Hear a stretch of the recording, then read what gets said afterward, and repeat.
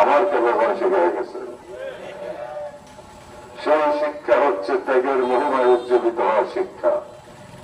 নবরাজি ভোগ বিলাসের শাহাদাত ছিল কাম্য মদের, ভিখারির মুখখন যাদের শাসন করিল জাহান, তারা আজ করে ঘুমায় বেহুশ, বাহিনী মরিছে ঝড় তুফান।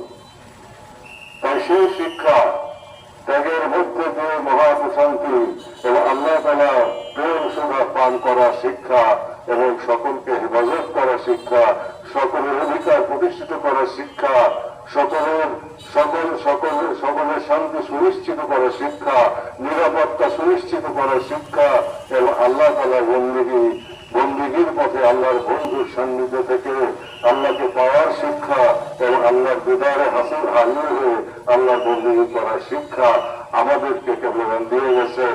সেই পথ ধরে আমরা অগ্রসর হচ্ছি। আমরা ধৈর্য ধারণ করছি, কেবল কোনোদিন কারো কাছে জান নাই, জানার কাছে এসে মরে যাও বলেন নাই।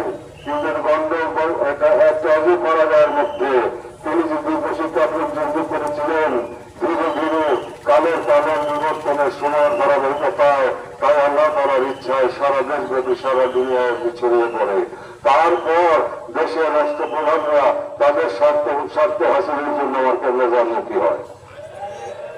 আমার খাওয়ার কদম পাকে কত রাষ্ট্রপতি প্রধানমন্ত্রী বসে থাকছে, আজকে থেকে নয়, সেই প্রথম থেকে। কিন্তু